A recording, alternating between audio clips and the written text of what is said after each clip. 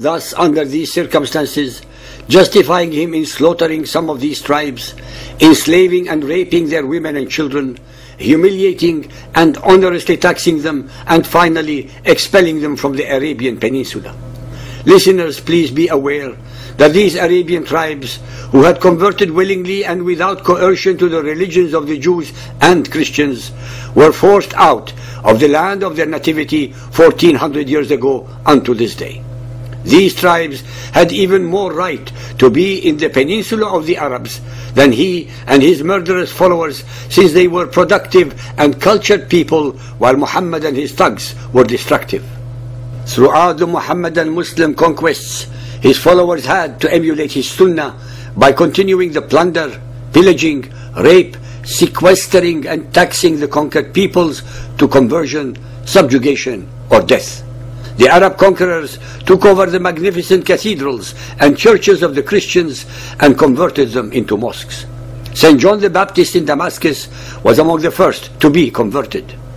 The process of turning churches into mosques was especially intensive in the villages, with the gradual conversion of the conquered people to Muhammadan Islam because of the onerous jizya tax.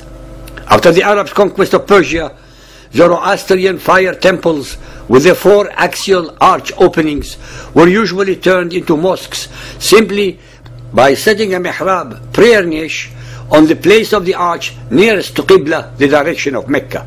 This practice is described by numerous Muhammadan sources.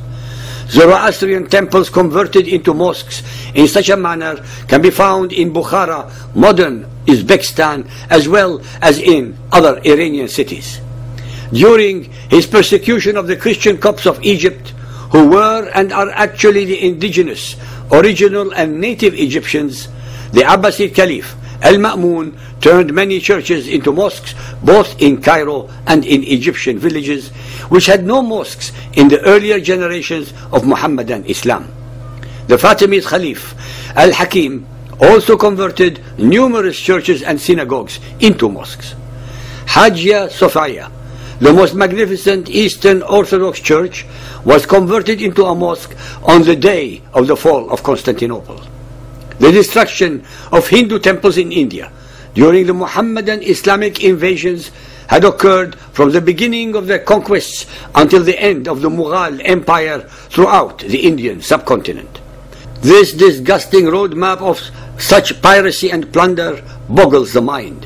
What is most sickening of all is the fact that the followers of Muhammad have never repented at all, but are obscene in regaling and boasting of these issues even as I'm reciting this to you today. The same global plunderers who whine and complain about Western imperialism and how the Christians should repent to the Muhammadans gloat incessantly of their conquests and subjugation of hundreds of millions of people without regret or remorse. It was Muhammad, after all, who was the first to unilaterally declare total and eternal jihadi war against humanity 1400 years ago. But his followers have the affront and obscene hypocrisy of reminding the world only about the Crusades that came about as a result of Muhammadan persecution and plunder of Christian pilgrims to the Holy Land. In the 20th century, the number of projective identifications perpetrated by Muhammad's followers multiplied 100-fold.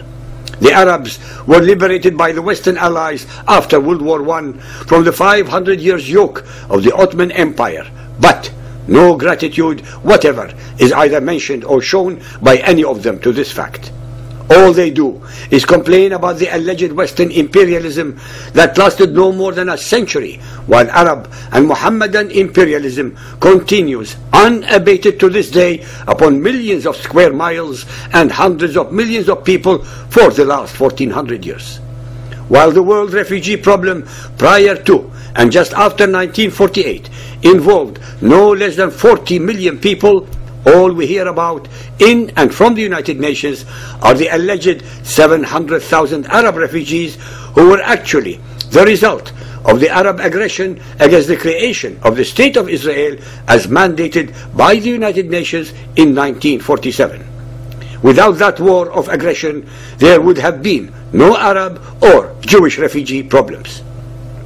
We hear and read nothing about the millions of Hindu refugees from what became known as the Islamic Republic of Pakistan. Nor do we hear about the millions of German, Cossack and Eastern European refugees. Also, most deliberately absent are the facts about the Jewish refugees from Arab and Islamic lands, numbering no less than 900,000 souls who were forced out of their ancestral lands after the creation of Israel and who had nothing whatsoever to do with the conflict. The reason for these omissions are, as usual, obvious. The Mohammedan Muslim states comprise almost 28% of the membership of the United Nations, with their enormous financial and political clout to add insult to injury. That is why we have on the Human Rights Chair of the United Nations creatures from Syria, Libya or other Mohammedan states who, as we all very well know, practice the cleanest and best human rights in the world. It is the followers of Muhammad who accuse the Jews of 14 millions of trying to dominate the world, while they, of 1,400 millions, never stop from declaring their crystal clear intention to achieve this very goal in every mosque sermon, in their TV, their print, their schools and their radio. It is they who accuse the Jews of the blood libel, when it is alleged that the Jews use human Christian blood in their unleavened bread during their Passover, a libel that Christians know is a lie, while we watch with horror and disgust how the fundamentalist followers of Muhammad actually cut the throat of their chained victims on television in front of hundreds of millions of people in the name of Allah and Islam. It is they who strut on their military and other parades with the goose step and the Hitler salute, but accuse the Americans and the Israelis of being Nazis. It is they who incite in their mosques, their educational books, and in their media the most obscene levels of hatred, racism, warmongering, and mendacities against 80% of humanity, the so-called unbelievers, but accuse all others of discriminating against the followers of Muhammad. It is they who complain that they are persecuted when we see almost daily the resultant carnage, death and destruction perpetrated by the followers of Muhammad in 95% of all global acts of terror in the name of Allah and Islam against unarmed and innocent civilians, from the Philippines and Indonesia to Kashmir, from India and Saudi Arabia to Chechnya, from South Africa to South America, from Europe to the United States, and from Israel to Mauritania. We invariably use Israel as an example because although it is physically one of the smallest countries in the world, of about 8,000 square miles and only 6.5 million people, it ranks second only after the United States of America of over 300 millions as the most discussed country in the world's news media, thanks to the Arabs and the followers of Muhammad. They are, after all, faithfully following in the footsteps of their mentor Muhammad, of victimizing the Judaized and Christian Arabs, but now they are targeting the Jews and Christians, as well as others, of course, in the 21st century. As the French saying goes, plus ça change pas. That is, the more we perceive change, the less there is any. And last but not least is the recent case of Hamas in Gaza, who is accusing Israel of breaking the ceasefire under the pretext that they, Hamas, are shooting rockets at its civilians, and hence, in the perverted mind of projective identification, it is Israel that is violating the ceasefire agreement. In Arabic there is a proverb, قتلني وبكى سبقني واشتكى, which means he assaulted me and cried, then he preceded me to complain. Muhammad's virus is incubated into the mind of every so-called believer, rendering them into clones of extremely dangerous and volatile, unthinking and her mentality automatons.